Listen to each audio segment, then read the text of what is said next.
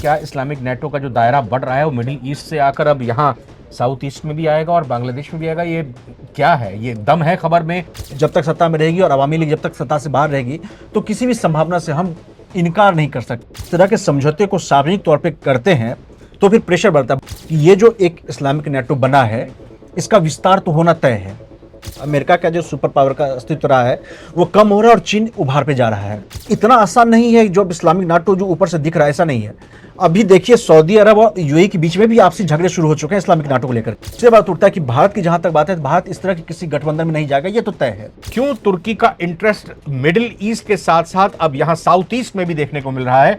ऐसा नहीं है कि तुर्की जाकर के यहाँ पे भारत को घेरने के लिए पहुंच जाएगा और भारत शांत बैठा रहेगा। भारत अपने हाथ में अब एक बहुत बड़ा शक्तिशाली देश है।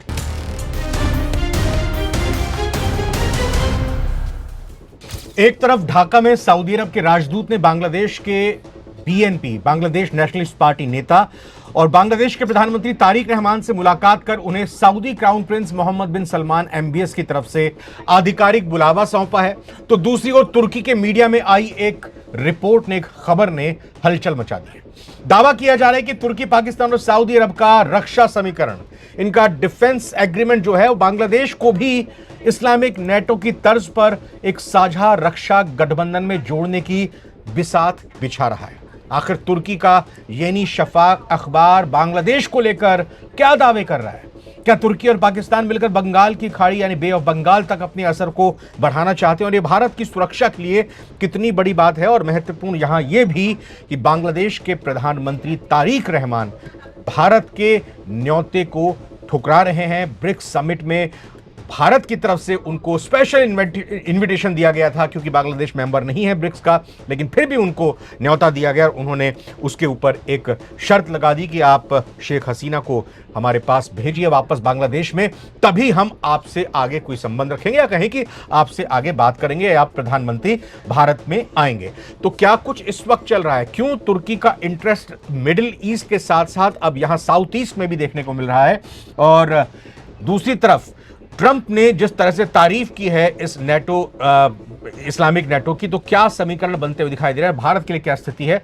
अभिजात शेखर आजाद मेरे साथी से होगी इस वक्त मेरे साथ है। सीधी सी और सपाट सी बात, जो भी घटनाक्रम बदला है, सवाल इस वक्त ये खड़ा हो गया है कि क्या इस्लामिक नेटो का जो दायरा बढ़ रहा है वो मिडिल ईस्ट से आकर अब यहाँ साउथ ईस्ट में भी आएगा और बांग्लादेश में भी आएगा? ये क्या है? ये दम है खबर में या ऐसे ही नैरेटिव और प्रोपेगेंडा फैलाया जा रहा है? इसमें दोनों चीज है। मैं सीरियस ये इनकार नहीं कर सकता कि बांग्लादेश शामिल नहीं हो सकता है।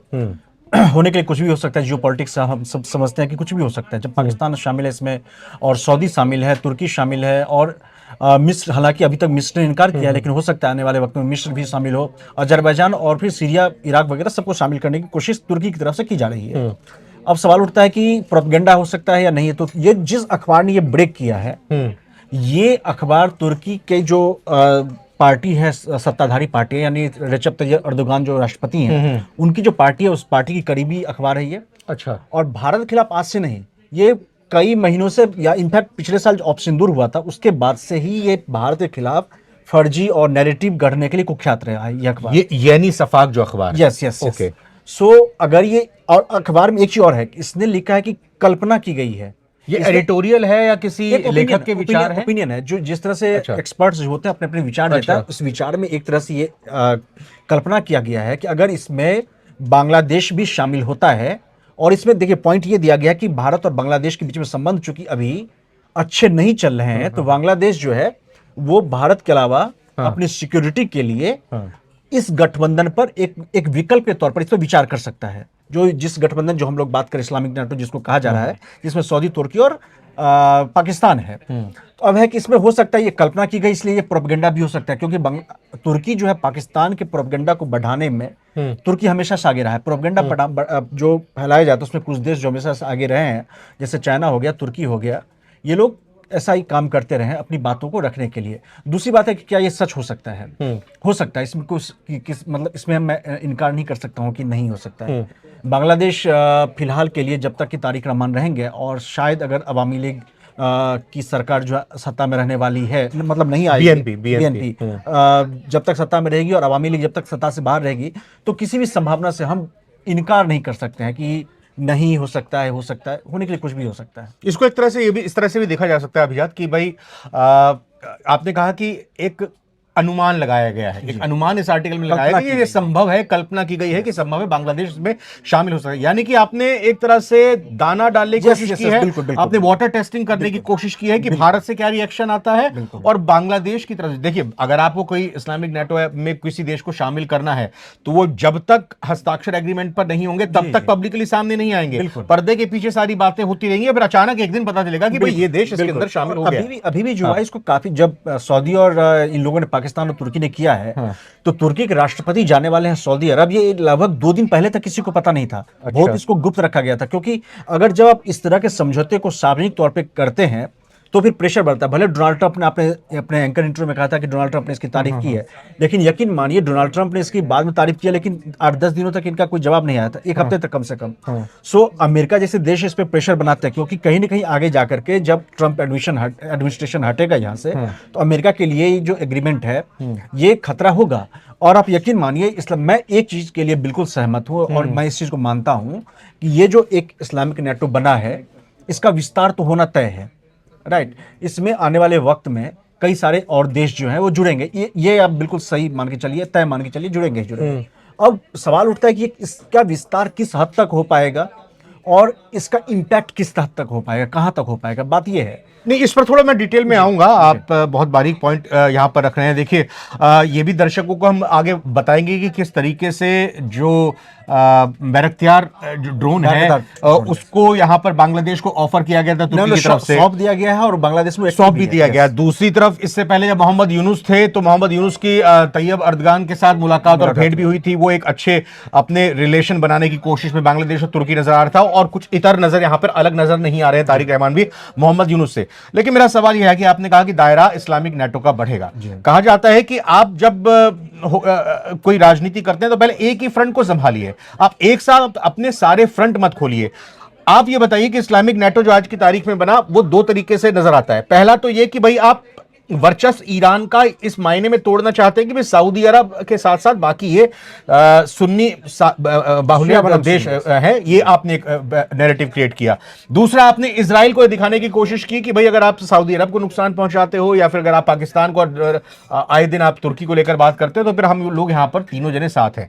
तो आप मिडिल ईस्ट में यहाँ पर जूझ रहे हो और इस्लामिक नेटो को आप एक तरह से यहाँ पर डेवलप कर रहे हो, लेकिन दूसरी तरफ आप यहाँ पर साउथ ईस्ट में आके भारत से भी देखिए यहाँ पर पंगा लेने की कोशिश। बात यह है कि मेरी कई जो डिफेंस में जो जुड़े हुए हैं या फिर डिप्लोमेसी मीडियम जिनसे बात होती रहती है, एक बात पे सब लोग सहमत होते हैं कि ये जो पूरे गठबंधन बन रहे हैं ना, ये 1914 में जब पहला विश्व युद्ध हुआ था और उसके बाद दूसरा विश्व युद्ध के बीच में अलग अलग गठबंधन बने थे, ये कहीं ना कहीं उसी तरफ से बनना शुरू हुआ है। क्योंकि अमेरिका जो है, ये अब एक माना जा रहा है कि अमेरिका का जो सुपर पावर का अस्तित्व रहा है वो कम हो रहा है और चीन उभार पे जा रहा है। अब ये तय G2 डोनाल्ड ट्रंप की जो कंसेप्ट है, जिसको कि बराक ओबामा ने मतलब एक तरह से उसको स्टार्ट किया था, वो ट्रंप ने उसको एक तरह से मुहर लगा दी है। अब जब हो रहा है कि दो सुपर पावर्स आपसी में भी बराबरी के स्तर पे आ रहे हैं, चीन और अमेरिका, तो फिर नए नए गठबंधन बन रहे हैं। अब जब मिडिल ईस्ट की आप बात करते हैं तो इतना आसान नहीं है जो इस्लामिक नाटो जो ऊपर से दिख रहा है, ऐसा नहीं है। अभी देखिए, सऊदी अरब और यूएई के बीच में भी आपसी झगड़े शुरू हो चुके हैं इस्लामिक नाटो को लेकर के। जो यूएई के जो सरकार के समर्थक जो जर्नलिस्ट हैं या फिर जो एक्सपर्ट्स हैं, जो मिलिट्री से जुड़े लोग हैं, वो सवाल उठा रहे हैं कि जब जीसीसी पहले से मौजूद था, जिसमें कि 5-6 देश इस्लामिक देश हैं और जिनका कि जिसमें भी इसी तरह का प्रावधान है, ये नाटो का आर्टिकल 5 की तरह ही प्रावधान है कि एक पर हमला सभी पे हमला होगा। तो जब जीसीसी मौजूद है तो फिर सऊदी अरब को पाकिस्तान और तुर्की के साथ गठबंधन करने की जरूरत क्यों पड़ी? पहली बात ये।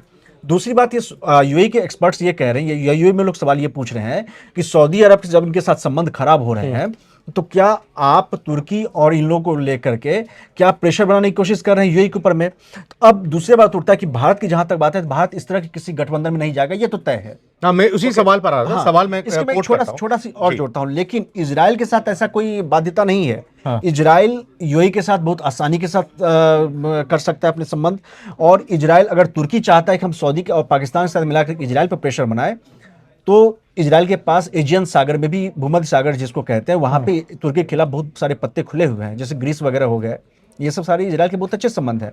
सो ये इतना आसान नहीं है कि अगर कोई इस्लामिक नाटो नहीं बना नहीं, करके देखिए अभिजात भाई, एक चीज जो है अस्तित्व में आ गई है, जी। भले ही आप उस पर सवाल उठाओ कि वो कितना दमदार है, वो कितना फलीभूत होगा, एक चीज हम मान कर चल रहे हैं, सोच रहे हैं कि ऐसा हो जाएगा तो वैसा हो जाएगा। तो ये इजराइल का जो आपने जिक्र किया वो उस तरीके से दिख रहा है, और इजराइल अभी ईरान के साथ यहां पर अमेरिका के साथ मिलकर उलझा हुआ है, तो फिर अब उसके लिए एक अलग बात होगी। बात भारत की आती है। भारत लगातार यही कहता है कि देश और देशवासियों का हित सर्वोपरि है, जहां हमें जो चीज बेहतर लगेगी हम उस हिसाब से डिसीजन लेंगे। वहीं भारत नॉन अलाइंड भी रहा है, आजादी के बाद से गुटनिरपेक्ष भारत की एक तरह से कहीं ताकत रही है, या भारत का पूरा उनकी डिप्लोमेसी का एक एंगल रहा है। तो उस लिहाज से क्या आपको नहीं लगता बदलते दौर के वक्त में जियोपॉलिटिक्स जिस तरह से बदल रही है, तो क्या भारत को भी कुछ संगठनों में शामिल होना चाहिए, कुछ अपने मित्र देशों का दायरा बढ़ाना चाहिए? भले ही आप इस तरह के एग्रीमेंट ना करो, लेकिन एक संदेश देने की कोशिश ये जरूर हो। और यहां पर मैं साथ ही साथ जिक्र करना चाहूंगा, आपने कहा कि नेतन्याहू या इजराइल ये कोशिश कर सकता है कि ग्रीस के साथ मिलकर, यूएई के साथ मिलकर कुछ पैक करके, लेकिन हेक्सागन, आपको याद होगा कि हेक्सागन गठबंधन की बात कही गई थी, तो वो उसमें भारत को भी शामिल और साथ लेने की बात करे, तो इसमें भारत के लिए क्या सेफ है? देखिए, भारत किसी भी गठबंधन में शामिल नहीं होगा। इनफैक्ट हकीकत यह है कि जब क्वाड था, जब क्वाड तो अभी डोनाल्ड ट्रंप आने के बाद कमजोर हुआ है, लेकिन क्वाड में जो बाइडेन और अमेरिका की बात को लेकर के नाराजगी इसी बात को लेकर के थी कि भारत ने किसी भी हाल में कभी भी क्वाड को एक सैन्य गठबंधन नहीं कहा। भारत हमेशा माना रहा है कि इंडो पैसिफिक के डेवलपमेंट के लिए फ्री नेविगेशन और ओशियन जो फ्रीडम होता है उसके लिए क्वाड है। इसलिए भारत किसी भी तरह से किसी भी गठबंधन में, सैन्य गठबंधन में खास करके शामिल नहीं होगा, पहली बात। दूसरी बात है कि आपके लॉन्ग ब्रॉडर पर्सपेक्ट में सोचिए तो भारत की ये नीति जो रही नॉन अलाइनमेंट की, ये काफी ज्यादा कारगर रही है, काफी ज्यादा। इसकी वजह से हम बहुत सारे युद्ध में जाने से बचे हैं। अब इजराइल के साथ मान लीजिए आप गठबंधन करते हैं, इजराइल तो हर दूसरे दिन युद्ध में जाता है, तो आप क्या हर दूसरे दिन युद्ध में जाएंगे? इजराइल की जरूरतें, हमारी जरूरतें बहुत अलग है। भारत में चलिए कभी कभार पाकिस्तान के साथ हमारा युद्ध हो जा रहा है, चीन के साथ कभी हो सकता है हो या ना हो, पता नहीं। लेकिन अगर आप इजराइल के साथ या किसी और देश के साथ जाते हैं गठबंधन, सैन्य गठबंधन बनाने में या नाटो का आर्टिकल 5 जैसे बनाने में, तो आपको हर दूसरे दिन किसी न किसी युद्ध में जाना पड़ेगा। और हमारा 150 करोड़ की आबादी, हम युद्ध बर्दाश्त नहीं कर सकते हैं लंबे वक्त तक के लिए। दूसरी बात, इसीलिए भारत की जब आप डिप्लोमेसी को ब्रॉडर पर्सपेक्ट में देखेंगे तो नॉन अलाइनमेंट ही हमेशा से कारगर रहा है। और दूसरी बात है गठबंधन की बात का, आप यकीन मानिए बिना किसी समझौते के साथ जो हमारे इजराइल के साथ संबंध है ना, वो इस तरह के किसी भी समझौते से बहुत ज्यादा भारी पड़ते हैं। और रही बात तुर्की की, अगर बांग्लादेश में चाहता है कि तुर्की आकर के की परेशान करना, तो पिछले 1.5 साल में खासकर म्यांमार में भी इंटरेस्ट रहा है तुर्की का। म्यांमार ज्यादा बंगाल की खाड़ी और हिंद महासागर में रहा है, जहां पे कि वो जो समुद्री लुटेरे जो होते हैं उनको भी बचाने के लिए जो हिंद महासागर के कुछ देश हैं उनके साथ वो गठबंधन करने की कोशिश कर रहा है। राइट। अब देखिए भारत में, अब जब एजियन सागर, भूमध्य सागर में भारत ने बहुत मजबूत संबंध बना लिए हैं ग्रीस के साथ, आपके आर्मेनिया के साथ। आर्मेनिया में अभी भी अपने रक्षा सचिव जो है वहां पे मौजूद है। उसके अलावा जो साइप्रस है उसके साथ बहुत अच्छे संबंध है। इनके साथ हमारी बहुत जल्दी डिफेंस डील भी होने वाली है। सो ऐसा नहीं है कि तुर्की जाकर के यहाँ पे भारत को घेरने के लिए पहुंच जाएगा और भारत शांत बैठा रहेगा, नहीं, बिल्कुल भी नहीं। भारत अपने हाथ में अब एक बहुत बड़ा शक्तिशाली देश है।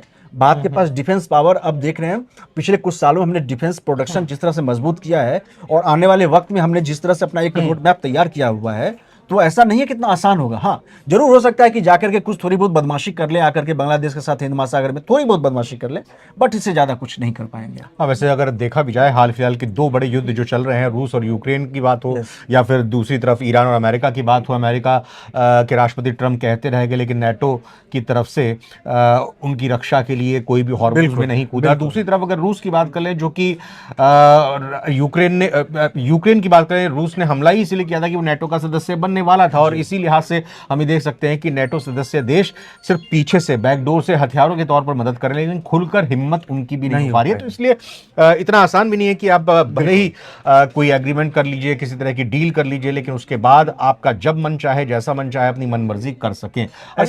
ये बांग्लादेश जनरली ऐसा डील जो होता है ना, वो अपने घरेलू दर्शकों को संतुष्ट करने के लिए, हाँ, ओके, और एक संदेश देने तक ही सीमित रहता है, उससे ज्यादा कुछ फर्क नहीं। अब ये बांग्लादेश को डिसाइड करने दीजिए कि उनकी क्या इच्छा है, क्या करना चाहते हैं। और हम ये नहीं कहेंगे कि वो एहसानों को भूल रहे हैं, एहसान फरामोशी कर रहे हैं, ऐसी बात करनी ठीक भी नहीं होगी, क्योंकि हमारे अच्छे संबंध में कहा भी यही जाता है कि भैया उपकार करो और नेकी करो दरिया में डाल, ऐसी कोई बात नहीं है। लेकिन मैं मानता हूं कि बांग्लादेश इतनी आसानी से ये फैसला नहीं लेगा कि भाई हम इसमें इस्लामिक नेटो में शामिल होने जा रहे हैं। बहुत अच्छे से आपने एनालाइज किया पूरी स्थिति को यहाँ पर इस्लामिक नेटो के बढ़ते दायरे को लेकर और बांग्लादेश की भूमिका लेकर। मैं बहुत बहुत शुक्रिया करना चाहूंगा आपका। Thank you.